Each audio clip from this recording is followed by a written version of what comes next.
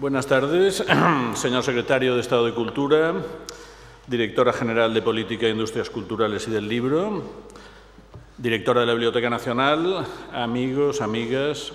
Damos fin esta tarde al ciclo de conferencias El Libro como Universo, organizado por la Biblioteca Nacional con motivo de su tricentenario, con la colaboración de la Dirección General de Política e Industrias Culturales. A lo largo de 7 semanas, 14 conferenciantes nos han instruido sobre un abanico de visiones contrapuestas e innovadoras en torno al mundo del libro.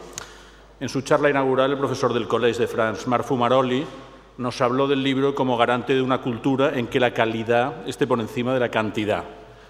Enrique Vilamatas y Carlos Ruiz Zafón explicaron cómo la literatura misma está en el corazón de su narrativa, y Mario Vargas Llosa contó cómo sus lecturas de infancia y juventud modelaron su aprendizaje vital y sus inicios literarios. Blanca Berasategui planteó la perspectiva del periodismo cultural, Andrés Trapiello la de la tipografía y Jacobo Siruela se adentró en el territorio de los libros secretos. Joaquín Rodríguez y José Antonio Millán analizaron el paradigma digital, mientras Luis Alberto de Cuenca retrocedía hasta el de la literatura artúrica. Manuel Rodríguez Rivero describió el ecosistema del mercado del libro, Alberto Mangel la del universo bibliotecario y Laura Freixas ayer la visión feminista.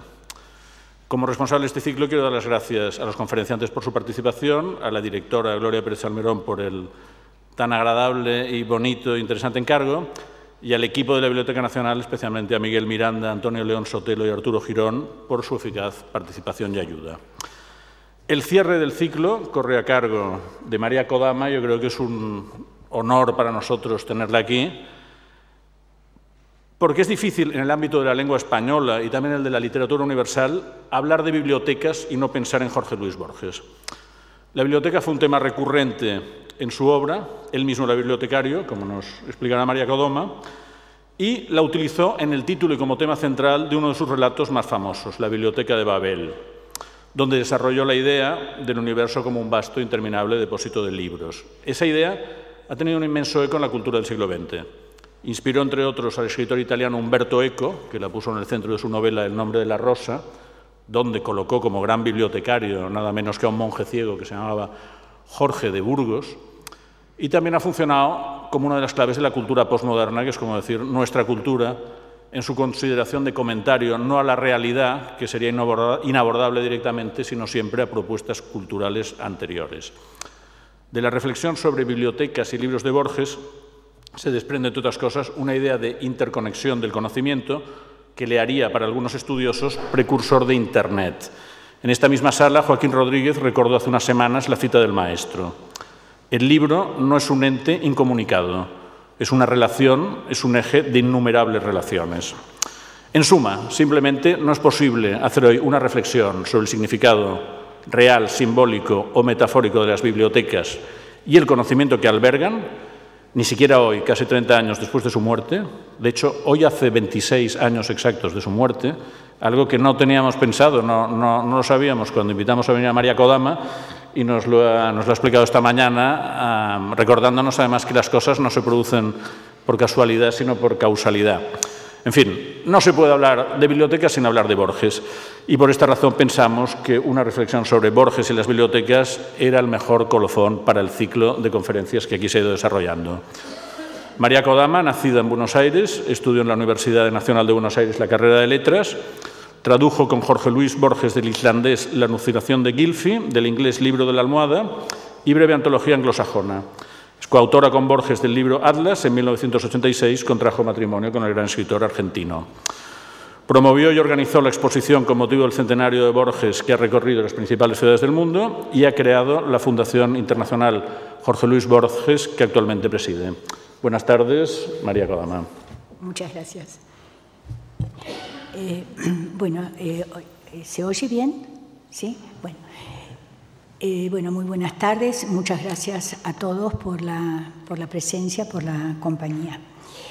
Señora directora de la Biblioteca Nacional de España, doña Gloria Pérez Salmerón, quiero agradecer de manera muy especial y con gran emoción haber sido invitada al cierre de los homenajes celebrando los 3 siglos de la creación de esta biblioteca, cierre que coincide con la fecha en la que Borges entró en el gran mar, como llamaban a la muerte los florentinos.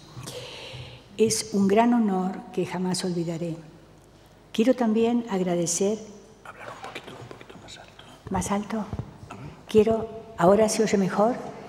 Quiero también agradecer al coordinador del ciclo de conferencias, El libro como universo, por el título de este homenaje y por la paciencia en las a veces no tan prontas respuestas debido a mis viajes de trabajo. Pero cuando hay voluntad y amor, todo se puede, y hoy estoy felizmente junto a ustedes. Por tercera vez, para seguir con la mágica tradición de los deseos en los cuentos, quiero agradecer a España que siempre honró y respetó a Borges desde el cariño y la admiración, y por todo el apoyo y el afecto que me brindaron a lo largo de estos difíciles 26 años que me tocó vivir. Por todo esto, mi amor y mi gratitud eterna. Comenzaré citando dos figuras señeras involucradas en lo que sentían esencial, la cultura a través del libro, de los diccionarios, de las enciclopedias.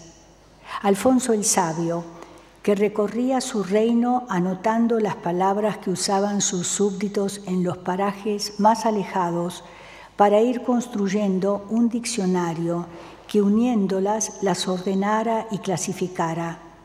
Y Felipe V, que crea la Biblioteca Real, al reunir las bibliotecas de los nobles emigrados que luchaban en la guerra en apoyo de Carlos de Austria, fomentando el estudio entre sus súbditos. En 1836, después de largos avatares de la historia, pasa a depender del gobierno y se llamará Biblioteca Nacional de España. El 16 de marzo de 1896 se abre al público la Biblioteca Nacional en el edificio de Recoletos, lugar donde hoy estamos reunidos para festejar los jóvenes 300 años de su creación y recordar los 26 años de la partida de Borges.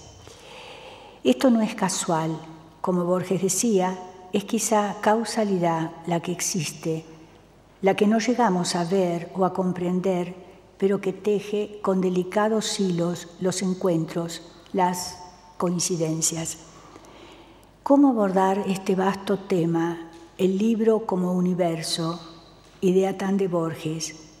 Quizá deba comenzar como los cuentos de la infancia. ¿Probamos? Había una vez, en un lejano país, en una ciudad que en 1899 conservaba patios ajedrezados y aljibes y terrazas, un niño. La Cruz del Sur señala hacia los 4 puntos cardinales la extensión de ese laberinto trazado en su espacio infinito, la Pampa. El niño recién nacido oye entre los brazos de una de sus abuelas sonidos que no comprende. El niño recién nacido siente que otros brazos lo sostienen y otros sonidos más ásperos y breves que tampoco comprende lo acarician. La inquietud por la diferencia se disipa con el contacto cálido y protector de los abrazos. El niño crece y comprende que esos sonidos corresponden a 2 lenguas distintas, el inglés y el español, en las que se dirigirá con una a su abuela paterna, Fanny Haslam, y con la otra al resto de su familia. Así comienza el trazado de su camino que tercamente se bifurca en otro,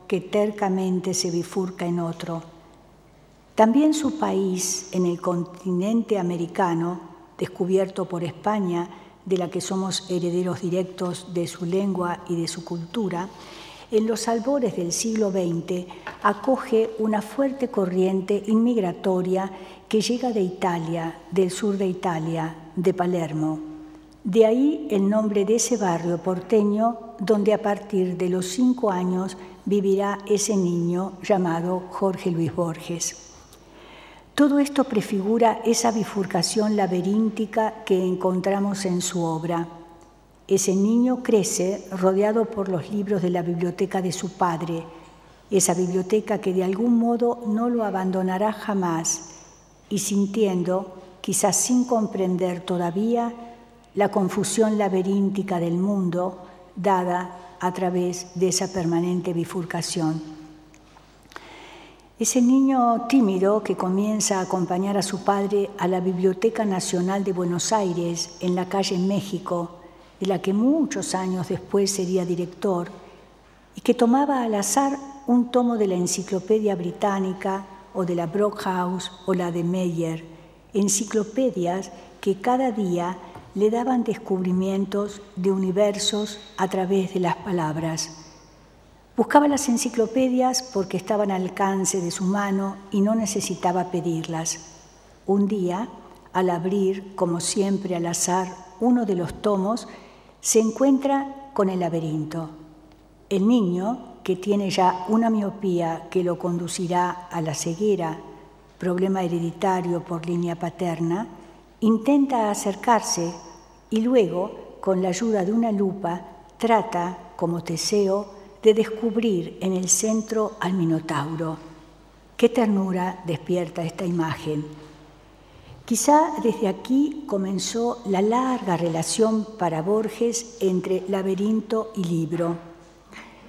Volviendo al paraíso de esa biblioteca tras el jardín de rejas en el barrio de Palermo evocado por el hombre, el niño eligió sus tesoros compartidos con los suyos, con Fanny Haslam, la abuela inglesa, cuyas bibliotecas del fuerte de Junín, aquel áspero Junín en la frontera con el indio, todavía lejos de La Verde, donde su abuelo, el coronel Borges, se hizo matar, lo acompañaron. Siempre muebles austeros, oscuros, cargados de años y traqueteos, con su historia no dicha, conocida o adivinada por su nieto después, mucho después, a lo largo de toda su vida. Llegará a la adolescencia la otra bifurcación en el tiempo, su viaje a Ginebra, donde otra biblioteca lo esperaba, la del Collège Calvin, donde con un diccionario y un libro de poemas de Heine se enseñó el alemán para leer a Schopenhauer, a través de quien llegará al budismo. De regreso a su país, publicará en 1923 su primer libro, Fervor de Buenos Aires, poemas donde canta a esa ciudad a la que juzga tan eterna como el agua y el aire. Continuará escribiendo esos libros que para él significaban el cumplimiento de lo que siempre sintió como su destino, de los que nunca se ufanó, porque, como decía, se sentía orgulloso de los libros que había leído, no de los que había escrito.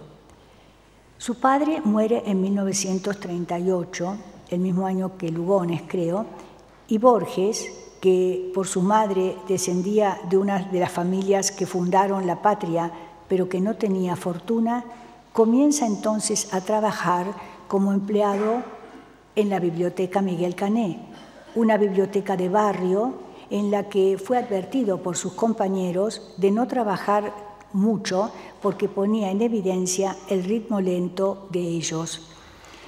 Todo esto, muy difícil y penoso para Borges, quedó reflejado de algún modo en la biblioteca de Babel. Borges debe dejar este puesto cuando por los avatares políticos es nombrado inspector de aves y conejos en 1946. Por supuesto renuncia y comienza así su carrera de conferencista que irá confluyendo en reconocimiento e importancia con su ya famosa obra.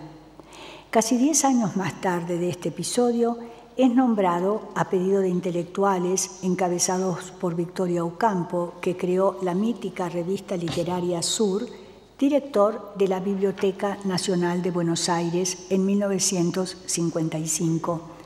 Al recibir este cargo, Borges ya no podía leer o escribir a causa de su ceguera. Nada pudo darle más placer y al mismo tiempo más nostalgia que este nombramiento. Es en ese momento que escribe el poema de los dones, donde dice: «Nadie rebaje a lágrima o reproche esta declaración de la maestría de Dios, que con magnífica ironía me dio a la vez los libros y la noche». Borges decía que el azar o la causalidad habían dispuesto que pudiera estar en un espacio que era la materialización de dos de sus cuentos, la Biblioteca de Babel y la Lotería de Babilonia. El edificio de la Biblioteca Nacional de la calle México había sido construida para la Lotería Nacional. En el magnífico pasamanos de la escalinata que conducía en esa época al despacho de Borges, todavía pueden verse los bolilleros de bronce, símbolos de la lotería. En este magnífico edificio a Borges le agradaba pasear por un corredor circular que daba sobre el salón de lectura por un lado y por el otro tenía estantes con libros antiguos. Muchas veces en el sótano, verdadero laberinto de libros, se divertía jugando a las escondidas. Al partir como director, también por cuestiones políticas, dejó de regalo a la Biblioteca Nacional algunos de sus libros que había llevado al iniciar su función, casi todos con notas que tomaba con una letra cada vez más pequeña a medida que pasaba el tiempo y su ceguera avanzaba. Tomando la parte por el todo, hablaré de la estrecha amistad de Borges con el libro, que, como dije al comienzo, es quizá una larga relación entre laberinto y libro que podemos ver a través de toda su obra. En el jardín de senderos que se bifurcan, podemos encontrar esta clave. De todas las formas de laberinto, la más temible es la que adopta la forma más amada, el libro. Libro y laberinto son un solo objeto en el jardín de senderos que se bifurcan. En otro de sus cuentos también está el tema del libro como laberinto sin fin. En el libro de arena, aquí el libro sería infinito. Una imagen encontrada en una página quedaría perdida para la eternidad. Borges siente el vértigo de lo infinito, de esa experiencia que ningún ser humano podría soportar, la posibilidad de leer en el inabarcable libro divino que es la creación. Si el hombre tuviera siquiera remotamente esta posibilidad, moriría abrumado por la carga o enloquecería. Borges dice en el libro de arena que lo dejó en una de las estanterías del húmedo sótano de la Biblioteca Nacional de Buenos Aires de la calle México para librarse de él. ¿Qué era o qué significaba para Borges el libro? En el prólogo de las conferencias pronunciadas en la Universidad de Belgrano, editadas por esa institución con el título Borges Oral, Borges manifiesta: elegí temas con los cuales me había consustanciado a través del tiempo. El primero, el libro, ese instrumento sin el cual no puedo imaginar mi vida y que no es menos íntimo para mí que las manos o los ojos. Este prólogo está fechado en marzo de 1979. Años hacía ya que Borges no leía, sino que escuchaba a quienes lo hacían en voz alta para él.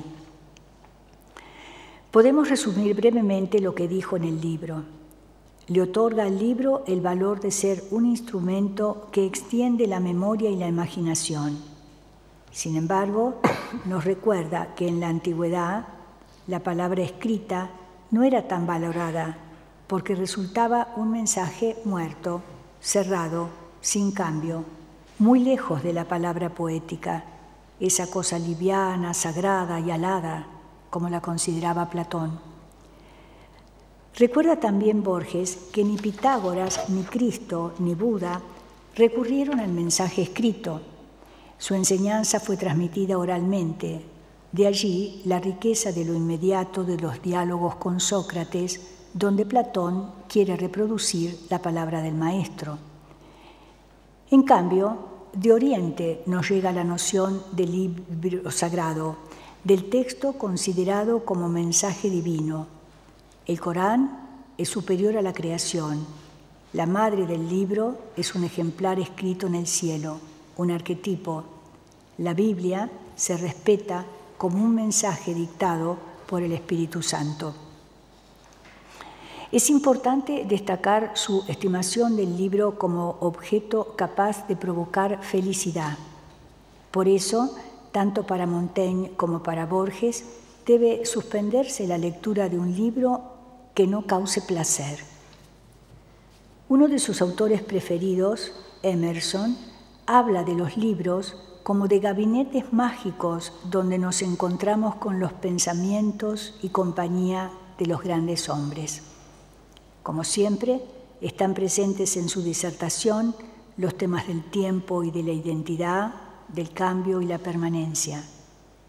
Nunca somos los mismos.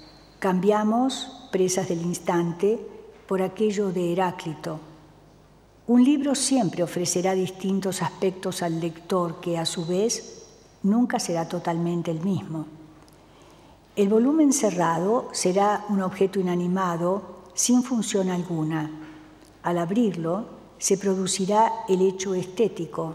La creación nunca es lo mismo del autor y del lector.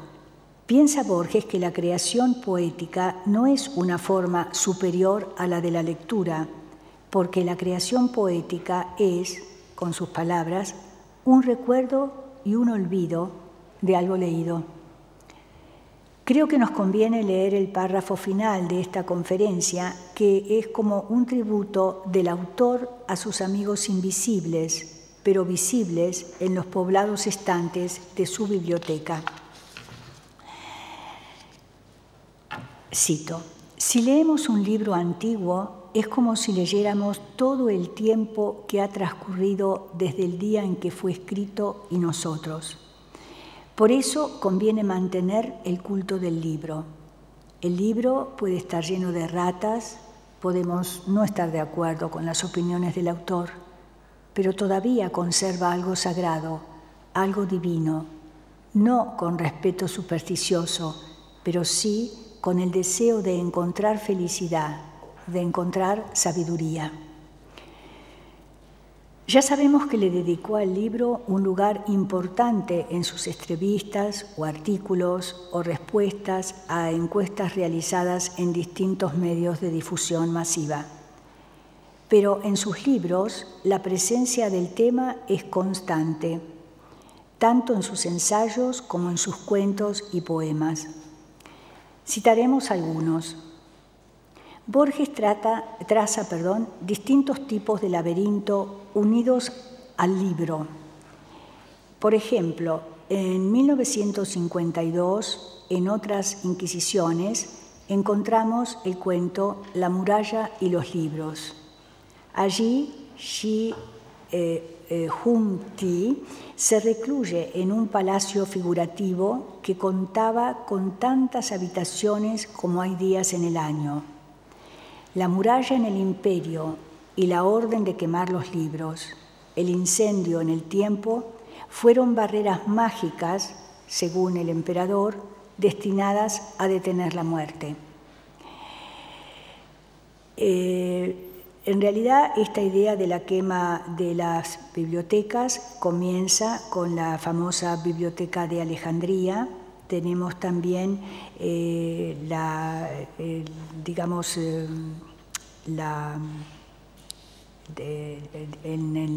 el nombre de la Rosa Eco también, y después, más hacia nuestro tiempo, la obra de Bradbury, que debemos nombrarlo también porque acaba de dejarnos, Fahrenheit.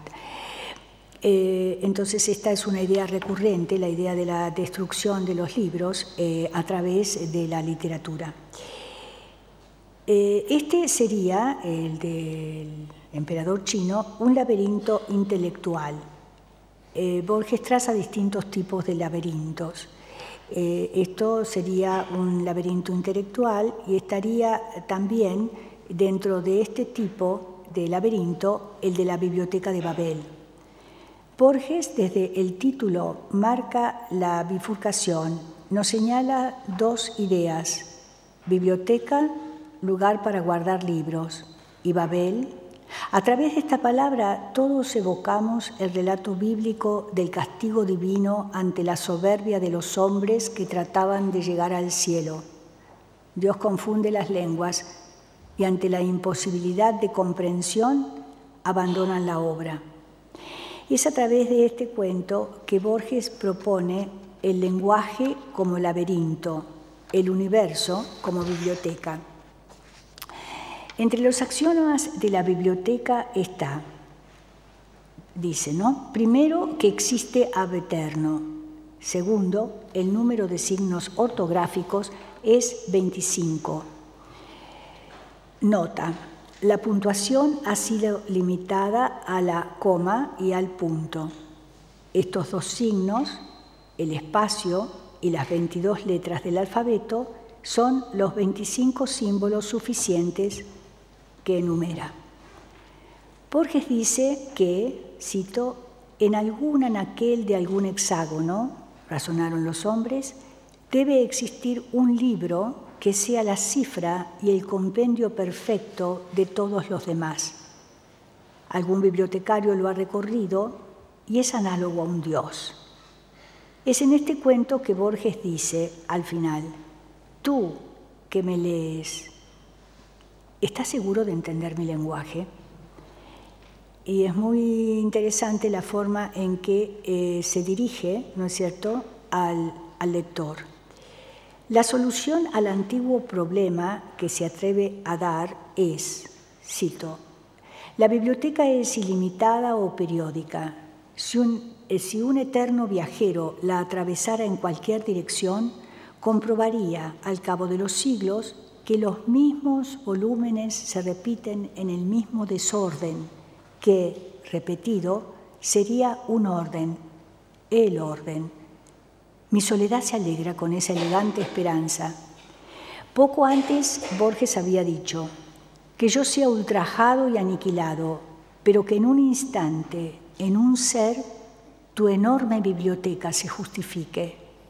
La imposibilidad de descifrar un texto está presente también en ese cuento maravilloso que es la escritura del Dios, donde Chinacán yace prisionero en una celda y de pronto ve siempre el paso de un tigre. Y un día, como una iluminación, él descubre en las rayas del tigre el mensaje divino. El mensaje divino que puede hacer que él destruya al que lo tiene prisionero y recobre su vida, su libertad. Pero en ese instante, el cuento termina diciendo que quien ha entrevisto el universo y los ardientes designios del universo no puede pensar en un hombre, aunque ese hombre sea él, y queda prisionero. Como dijimos antes, la idea del laberinto y del libro sigue, y la idea de la revelación a través de la escritura continúa a lo largo de la obra de Borges. Ya dijimos también que está en El jardín de senderos que se bifurcan, de 1941, en El libro de arena, de 1975, en Las hojas del ciprés, de 1985. En este último libro también, que figura en la obra Los conjurados, Borges nos dejó un relato extraño, fantástico, donde se mezclan sueño y realidad, vida y muerte. En la habitación del soñador, protagonista que relata su experiencia, entra un enemigo, su único enemigo, y le comunica su próxima ejecución. Sin dar explicaciones, le ordena que lo acompañe. Buscó el condenado la protección de un objeto familiar y le pidió a su enemigo permiso para llevar un libro. Eligió un tomo de Emerson. En la calle aguardaba un carruaje.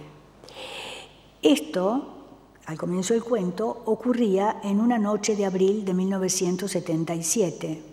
El soñador se ha ido al pasado, a un Buenos Aires de casas bajas e iguales. Al soñador se le ocurre que el carruaje había llegado del sur. Divisa en el reloj de una torre sin guarismos ni agujas en su esfera. Estaban ya en un lugar con muchos árboles y canteros. Al pie de uno de estos árboles, que era un ciprés, su enemigo le ordenó que se acostara en el suelo de espaldas con los brazos en cruz. El prisionero, el narrador, se identifica totalmente con Borges, no solo citando la dirección de su casa, la esquina de Charcas y Maipú, al comienzo del cuento, sino con el orgullo de quien se precia de ser un buen latinista. Un latinista que domina los clásicos debido a sus años de colegial ginebrino. El árbol de su muerte, como dije, era un ciprés, pero las hojas eran duras, gomosas, Borges dice rígidas, iguales y lustrosas y de materia muerta. Eso lo tranquilizó. Su enemigo no había notado esas hojas, ni la esfera en blanco del reloj. Durante el trayecto comprendió que podía salvarse. Hizo un esfuerzo grande, soltó el talismán, es decir, el libro de Emerson, y apretó el pasto con las dos manos. Entonces se despertó. Al día siguiente notó que faltaba en el anaquel un tomo de Emerson. A los 10 días le dijeron que su enemigo había salido una noche y nunca regresó. Quedó aprisionado en el sueño con el reloj sin hora y el ciprés falso. En el prólogo de 1979, que ya he citado, Borges consideraba al libro un instrumento sin el cual no podía imaginar su vida.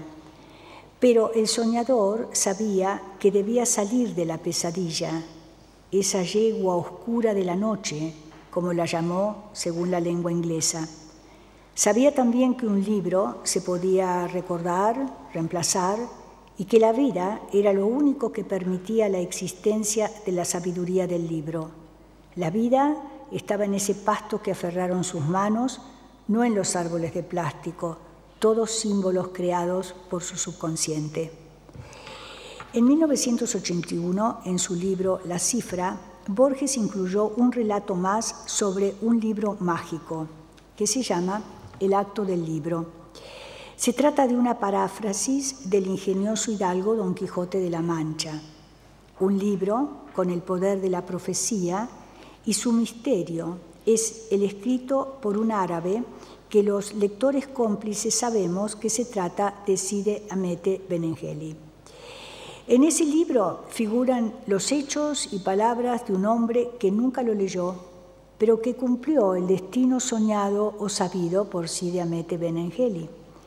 En la quema llevada a cabo por el cura y el barbero entre la expurgación de la biblioteca de Alonso Quijano, pereció el libro mágico.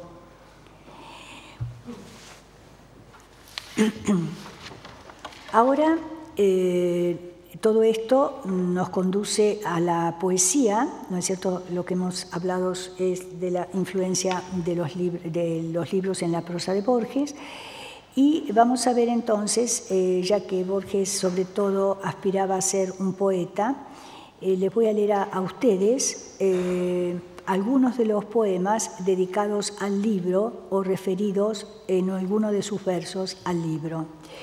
Uno de ellos es de junio de 1968, está en Elogio de la Sombra, obra que se publica en 1969. No se extrañen por las fechas, Borges integraba sus libros con obras aparecidas primero en diarios y revistas. Este poema, por ejemplo, fue ubicado por primera vez en el diario La Nación, fue publicado, ¿no es cierto?, el 1 de septiembre de 1968. Y dice así: en la tarde de oro, o en una serenidad cuyo símbolo podría ser la tarde de oro, el hombre dispone los libros en los anaqueles que aguardan y siente el pergamino, el cuero, la tela y el agrado que dan la previsión de un hábito y el establecimiento de un orden. Stevenson y el otro escocés, Andrew Lang, reanudarán aquí de manera mágica la lenta discusión que interrumpieron los mares y la muerte, y a Reyes no le desagradará ciertamente la cercanía de Virgilio. Ordenar bibliotecas es ejercer de un modo silencioso y modesto el arte de la crítica. El hombre que está ciego sabe que ya no podrá descifrar los hermosos volúmenes que maneja y que no le ayudarán a escribir el libro que lo justificará ante los otros. Pero en la tarde, que es acaso de oro, sonríe ante el curioso destino y siente esa felicidad peculiar de las viejas cosas queridas. Stevenson murió en 1894 lejos de Inglaterra, en Samoa, y Lang, que era poeta, historiador y antropólogo, muere en 1912. En cuanto a Alfonso Reyes, a quien Borges conoció en la Argentina, en Buenos Aires, su fecha de muerte fue en 1959. Fue un poeta mexicano al que Borges siempre le agradeció al haberlo reconocido como un escritor. Y la traducción de la Ilíada hecha por Reyes, con una afectuosa dedicatoria manuscrita para Borges, está en su biblioteca.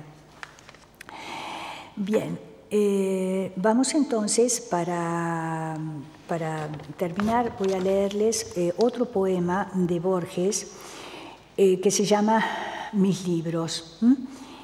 Mis libros, que no saben que yo existo, son tan parte de mí como este rostro de sienes grises y de grises ojos que vanamente busco en los cristales y que recorro con la mano cóncava, no sin alguna lógica amargura.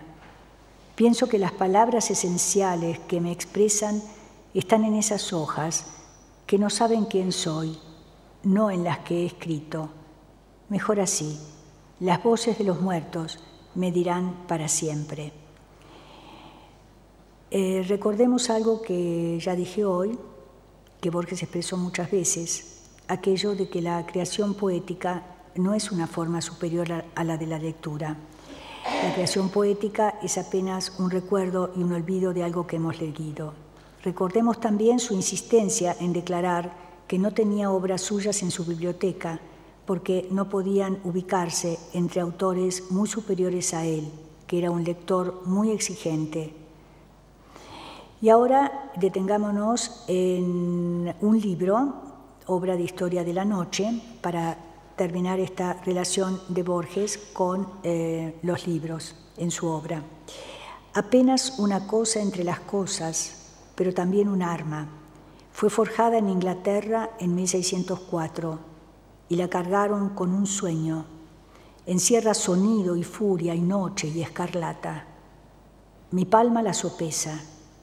¿Quién diría que contiene el infierno, las barbadas brujas que son las parcas, los puñales que ejecutan las leyes de la sombra, el aire delicado del castillo que te verá morir, la delicada mano capaz de ensangrentar los mares, la espada y el clamor de la batalla?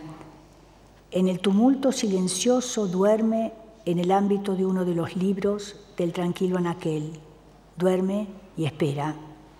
Por supuesto, todo eso, todo este poema parece hablarnos de Shakespeare, de Macbeth, de esa tragedia que de algún modo Borges tuvo presente cuando escribió un cuento que le puso por título El encuentro, ¿no es cierto? Y allí entonces son dos hombres que tienen una discusión y que toman, digamos, dos cuchillos que pertenecieron a dos guapos, Juan Almada de Tapalquén y Juan Almanza. Y entonces, de esa manera, tienen este encuentro y en realidad estos hombres que nunca se habían encontrado se odiaban porque la gente los confundía. Y en el encuentro, el duelo se da en una quinta, y los duelistas se llamaban Manec Uriarte y Duncan. Uriarte mató a Duncan en el duelo, que se tornó feroz, como si las armas hubiesen esperado esa ocasión, no los hombres. Entonces, bueno, vemos que en realidad en estas obras o en esta prosa es el arma, que es en realidad la palabra de Borges, que está dispuesta a cumplir su destino animizada. Y acá entonces Borges ha recurrido al verso, a la metáfora que convierte todas esas palabras en un arma, el arma que va a matar al rey Duncan en su castillo. Bueno, muchas gracias.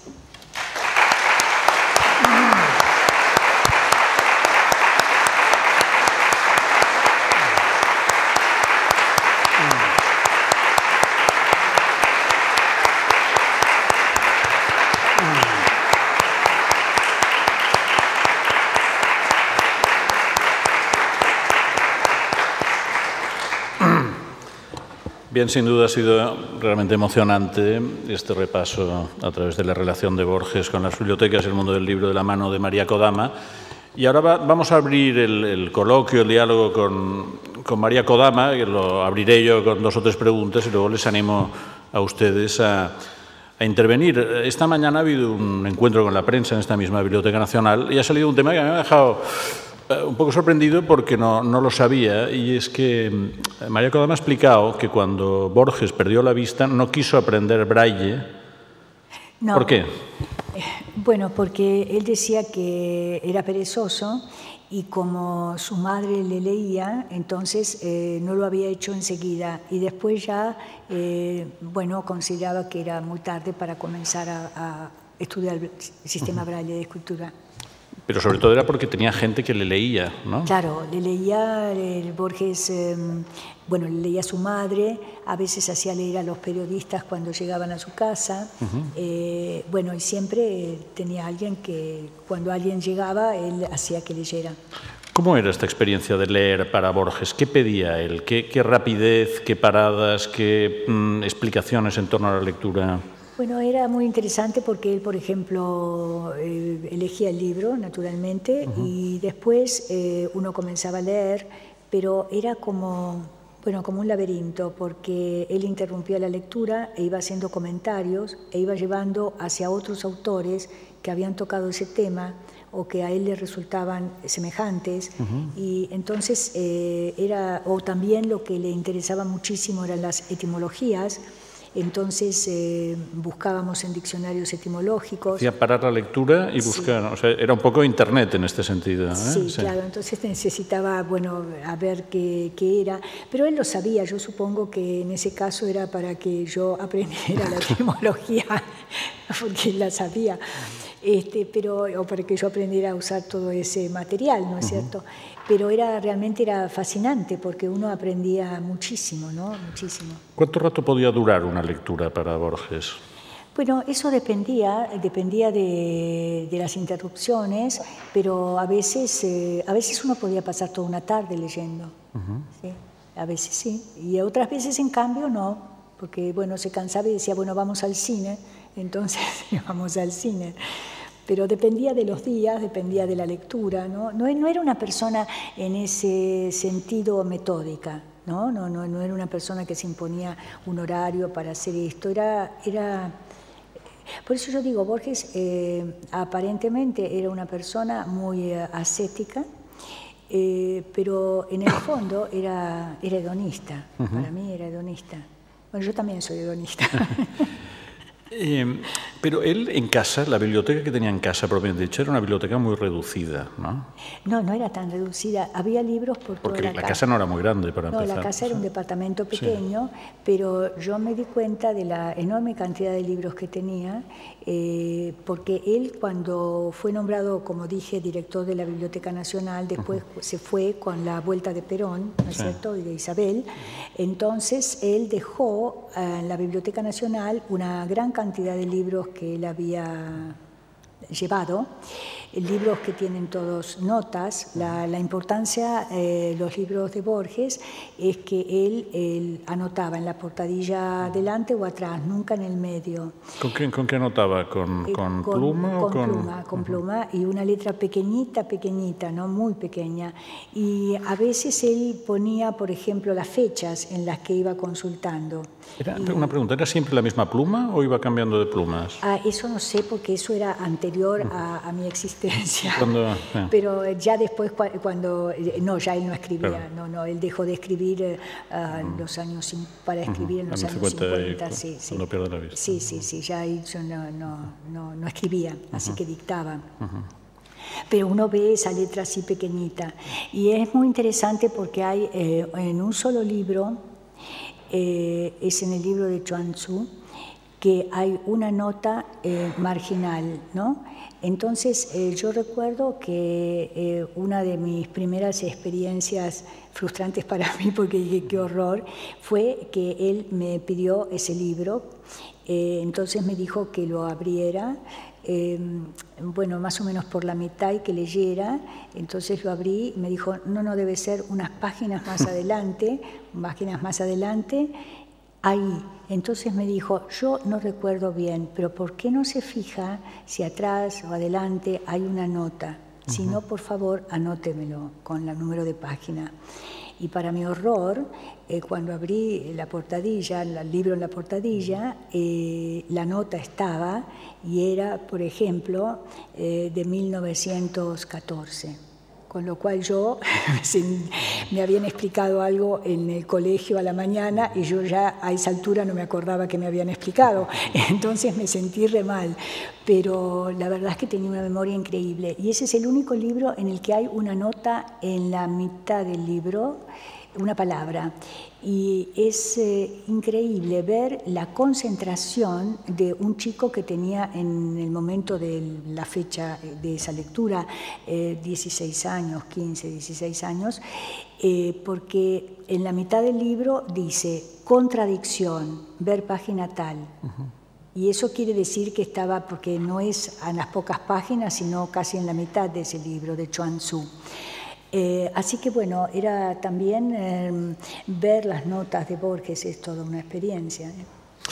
Da la impresión de que en estos últimos años, cuando él ya había perdido la vista, él se hacía releer y buscaba también literaturas clásicas, anglosajonas, germánicas, pero que el tema contemporáneo ya no le interesaba. ¿Es así o no? ¿Pedía literatura contemporánea? No, lo que pasa es que a él siempre le gustó la literatura, digamos, antigua, clásica. Sí, pero digamos en los años 30 y 40 estaba con los clásicos, pero también estaba con lo contemporáneo, incluso con lo policíaco. Sí. Eso sí. Y da la sensación de que hay un momento que ya deja de estar interesado, ¿no? Claro, por lo contemporáneo. ¿Es así? Sí, yo supongo que debe ser, primero porque él decía que, por ejemplo, si yo quería leerle a algún autor, me decía, bueno, uno se da cuenta si eso sirve o no en el primer párrafo.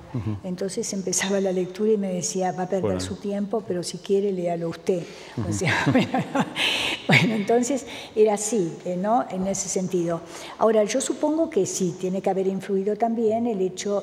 es lo que él decía también, porque él decía que al no ver y depender de las personas que encontraba a mano para que le leyeran, evidentemente él no podía darse el lujo de perder el tiempo con autores nuevos que a lo mejor a la cuarta página no le gustaban y él se sintió obligado a seguir escuchando porque la persona estaba leyendo. Entonces eso también puede ser que haya influido. ¿Usted recuerda haberle recomendado algún contemporáneo que le gustara? Bueno, sí, bueno, en realidad ese contemporáneo ya le había gustado antes porque, por ejemplo, a mí me gusta muchísimo Cortázar y Borges fue digamos, el que recomendó para publicar el primer cuento que Cortázar escribió, que era Casa Tomada. Cortázar llegó, le dejó el cuento y le dijo, bueno, cuando podía volver, le dijo, bueno, en 15 días lo llamaremos, y Borges leyó el cuento y lo llamó ese mismo día. Y yo tengo un recuerdo lindísimo acá en el Museo del Prado. Yo recuerdo que estaba frente a uno de los cuadros preferidos por mí de Goya, que es El perro semihundido, y estaba viéndolo, bueno, contándoselo a Borges, y de pronto, bueno, la figura de Cortázar era inconfundible, casi 2 metros de altura, yo soy miope, pero igual vi a esa persona que avanzaba, y le digo, Borges está Cortázar, Y Cortázar, justamente hacía poco tiempo, había dedicado el libro de Manuel, creo que era, a Castro. Entonces ahí Borges va de retro Satanás. Y entonces yo le dije, Borges, está Cortázar, y él con una voz glacial me dijo, ¿y usted querrá saludarlo? Entonces le digo, bueno, no sé, como usted quiera. Y antes de que yo terminara de decir eso, Cortázar llegó en 2 pasos, así con esas piernas larguísimas, lo abrazó y le dijo, maestro, yo nunca voy a olvidar lo que usted hizo por mí. Y bueno, y ahí quedó roto el hielo. La política no fue un desencuentro en este caso. No, yo creo que entre gente inteligente no puede ser un desencuentro, ¿no? Porque eso es como si quisiéramos que toda la gente tuviera ojos oscuros o ojos claros, ¿no? Es distinto. A usted le han pedido esta mañana que hiciera una selección muy reducida de los libros más importantes para Borges, y yo he apuntado la Biblia, Shakespeare, Cervantes y Kipling. ¿Esto sería el minicanon máximo? Bueno, también Whitman, Emerson, hay muchísimos, ¿no? Pero digo que era como Dante, Virgilio, es decir, es como una lista, ¿no? de libros. Yo dije los que leía como con más frecuencia, pero por ejemplo de la Divina Comedia tiene una cantidad de traducciones, digamos, increíbles, y cantidad de ediciones en italiano increíbles también, ¿no? Le gustaba muchísimo, bueno, Dante, así que, pero bueno, es así. Alfonso Reyes, le gustaba también la lectura de Alfonso Reyes, es decir, tiene muchísimos libros, ¿no? Casi todos los que están en su biblioteca, que no es una biblioteca literaria en general, Es curioso, porque me acuerdo cuando fuimos a la casa de Kipling, también me asombró lo mismo, es decir, que Kipling tenía libros de historia, de geografía, de todo, y muy poca literatura. Pero yo creo que alguien con imaginación y que escribe quizá no necesite tener mucha literatura, salvo algunas cosas así, bueno, que él considera como las obras maestras, ¿no? Bueno, básicamente para alguien que pensaba que la metafísica era una rama de la literatura fantástica. Exacto. ¿No? Sí. Y una curiosidad personal, el género policíaco que le había gustado, además habían dirigido la colección El Séptimo Círculo y habían hecho Los Problemas para Isidro Parodi, al final de su vida leía, bueno, ¿se hacía leer novela policíaca o ya había dejado de interesarle? No. O sea, eso se acabó. Eso se había acabado, sí. Pero hacía mucho tiempo ya, ¿no? Que no. O sea, fue un enamoramiento. Fue un enamoramiento, sí, de un momento que le interesó y después dejó de interesarle. Muy bien, yo creo que vamos a abrir el turno de palabras. Hay 2 colaboradoras con micrófonos a ambos lados.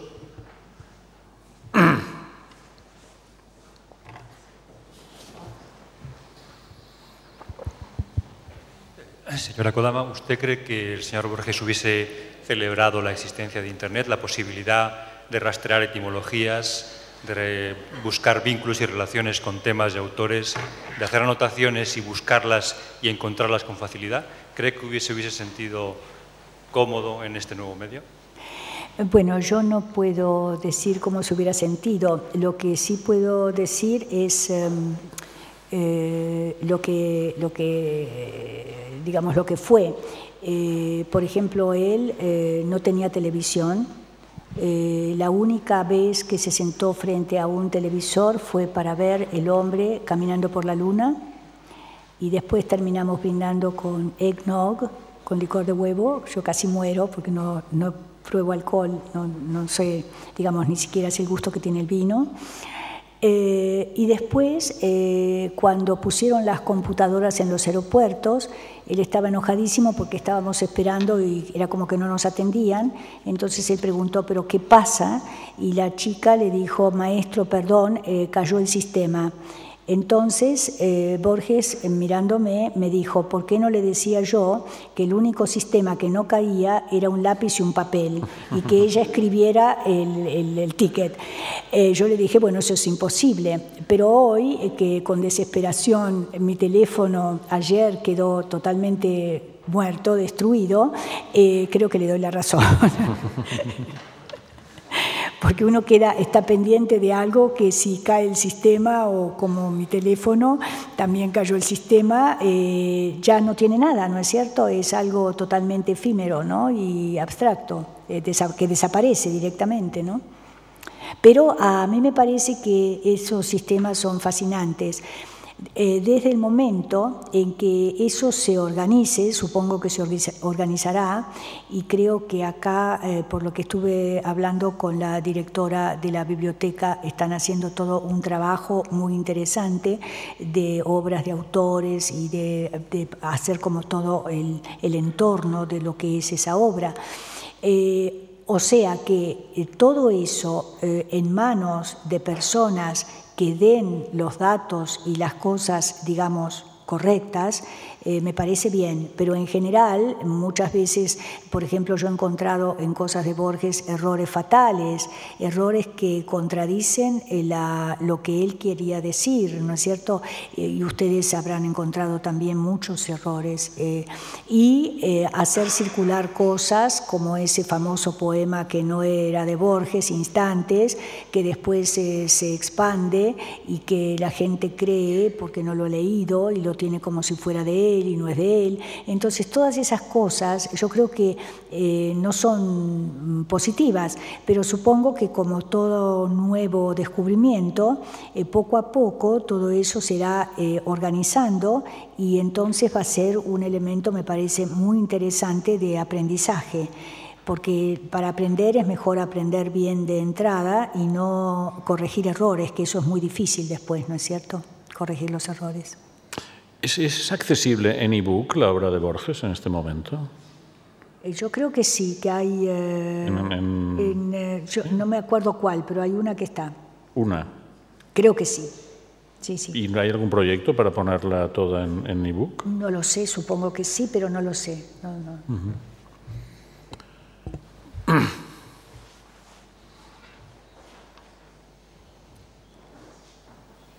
Felicitaciones por la estupenda conferencia. A mí me interesa mucho la relación de Borges con el ajedrez. Me gusta leer este poema del ajedrez que tiene y bueno, las relaciones que hace en sus cuentos. Mi pregunta es si él leía literatura sobre el ajedrez, o si se interesaba por cómo era su relación con este tema, con quién jugaba o cómo era su vida con el ajedrez. Bueno, qué curioso, porque justamente el Club de Ajedrez de Buenos Aires, que cumple un siglo, quiere lanzar una Copa Mundial de Ajedrez, Jorge Luis Borges, y ha puesto los poemas del ajedrez de Borges en la puerta. Y así que es... No, Borges se interesaba muchísimo por el ajedrez porque, bueno, es un juego de inteligencia, es un juego matemático, es un juego de paciencia, y eran todos esos elementos lo que lo atraían. Y además esa idea de que es una batalla, una lucha, ¿no es cierto? Eso también a él le agradaba, porque, bueno, todos saben el amor de Borges por la épica. Épica entendida con leyes que ya no existen, ¿no es cierto? Pero bueno, por eso, y él jugaba cuando era muy pequeño ajedrez con su padre, que no sé cómo jugaba, no lo sé, pero si jugaba bien, si jugaba mal, pero le gustaba. Y recuerdo que en Marrakech, uno de los últimos viajes que hicimos, él se relacionó con un músico que era ciego de Marruecos y que le dejaba tocar sus instrumentos. Y este hombre, como supo del amor de Borges por el ajedrez, le regaló un juego de ajedrez que está en el Museo de la Fundación ahora. Sí, así que sí, le gustaba mucho.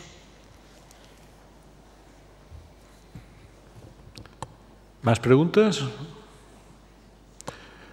Pues, si no hay más preguntas, el secretario de Estado para la Cultura, José María Lasalle, clausurará este ciclo de conferencias del Tricentenario de la Biblioteca Nacional, y de nuevo reiterar las gracias a María Kodama, que ha volado desde Buenos Aires para estar hoy con nosotros, y a ustedes por la asistencia. Señor Lasalle.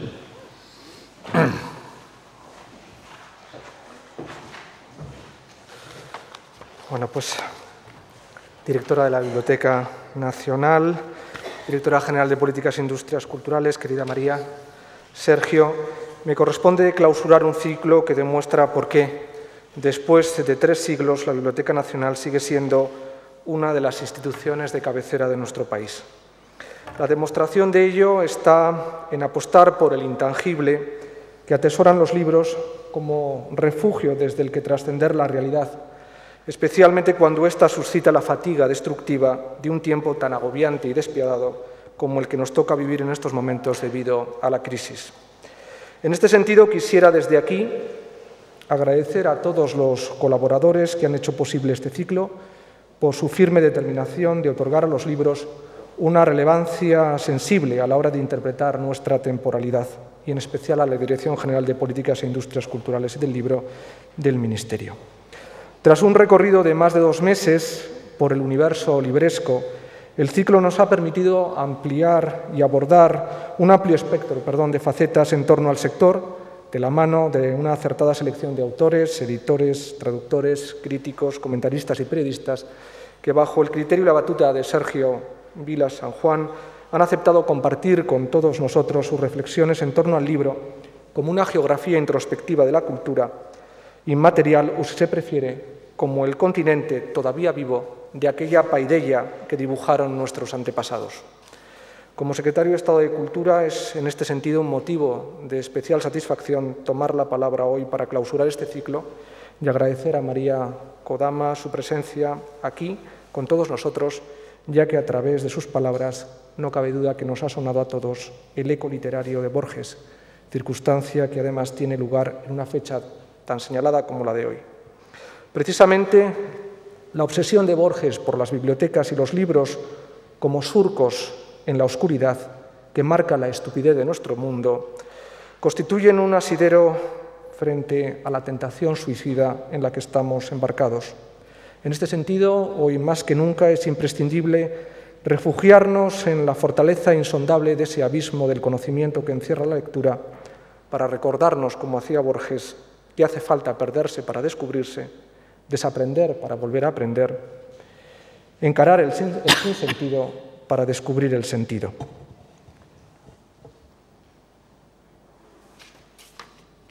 Hoy, cuando tenemos que convivir y afrontar los meandros caprichosos de una crisis frente a la que no nos queda más remedio que invocar aquello que nos decía Borges con sapiencia de entre las cosas hay una de la que no se arrepiente nunca en la tierra, esa cosa es haber sido valiente.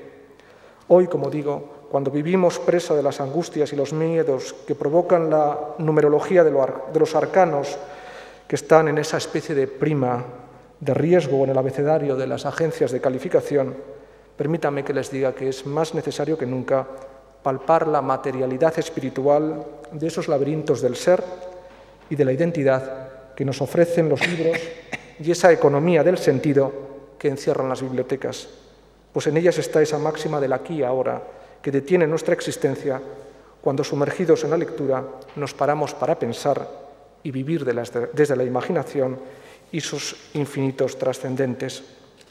Pues bien, tras un recorrido, como decía, de 2 meses, gracias hoy a esta conferencia, hemos querido rendir nuestro particular homenaje a Borges, ese argentino universal, ese hermano de la lengua, de la cercanía de los sentimientos, que encontró en las bibliotecas el asidero de una sensatez brillante y bella en medio del frenetismo agobiante de la existencia. Un espacio descrito por él como universal y matemático, con infinidad de anaqueles de, y permítame la expresión, pararealidad, sujetando el conocimiento que otros, como Esquer, supieron también imaginar. Un mito que tiene su origen en la Biblioteca Mítica de Alejandría y que se erige como imagen y referencia del gran contenedor del saber, de ese saber verdadero e imaginativo en el que refugiarnos de la fragilidad humana para trascenderla y soñarla, para disfrutar de esa épica de lo cotidiano que nos permite, armados con la fortaleza de los libros, combatir la hibris de la neolengua económica que nos ha conducido hasta nuestra Babel posmoderna y vencer el miedo que nos impone el laberinto de la propia existencia de la crisis, proclamando frente al espejo de la palabra corporizada en los libros lo que decía el inmortal Cervantes: y he de llevar la libertad en peso sobre los propios hombros de mi gusto. Muchas gracias.